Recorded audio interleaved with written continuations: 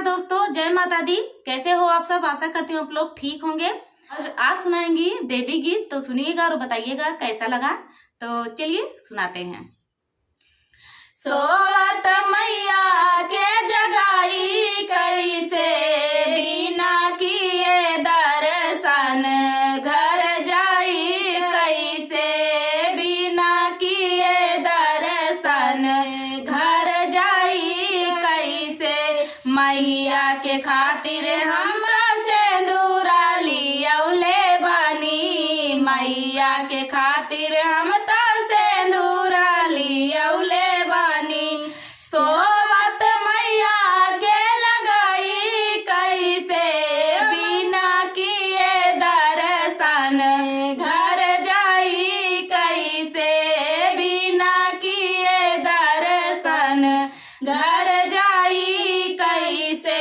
सोवत मैया के जगाई कैसे, बिना किए दर्शन घर जाई कैसे, बिना किए दर्शन घर जाई कैसे।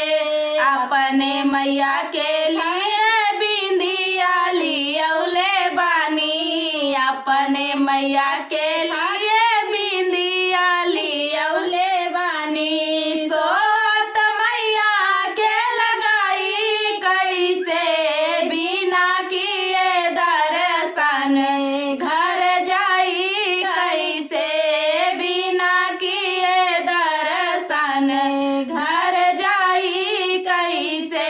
सोवत मैया के जगाई कैसे, बिना किए दर्शन घर जाई कैसे, बिना किए दर्शन घर जाई कैसे। अपने मैया के लिए मेहंदी लियौले बानी, अपने मैया के लिए मेहंदी लियौले बानी। सोवत मैया के लगाई कैसे, बिना किए दर्शन घर जाई कैसे, बिना किए दर्शन घर जाई कैसे। सोवत मैया के जगाई कैसे, बिना किए दर्शन घर जाई कैसे, बिना किए दर्शन घर जाई कैसे। अपने मैया के लिए रंगना लियौले बानी, अपने मैया के लिए रंगना लियौले बानी। सोवत मैया के लगाई कैसे, बिना किए दर्शन घर जाई कैसे, बिना किए दर्शन घर जाई कैसे।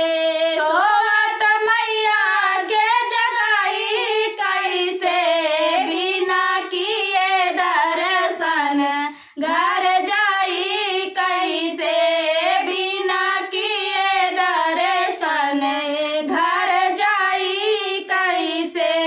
अपने मैया के लिए बिछुआ लियौले बानी, अपने मैया के लिए बिछुआ लियौले बानी। सोवत मैया के पहनाई कैसे, बिना किए दर्शन घर जाई कैसे, बिना किए दर्शन घर जाई कैसे। सोवत मैया के जगाई कैसे, बिना किए दर्शन घर जाई कैसे, बिना किए दर्शन घर जाई कैसे। तो दोस्तों, ये प्यारा सा देवी गीत आप सभी को कैसा लगा कमेंट में जरूर बताना दोस्तों। तब तक के लिए जय माता रानी।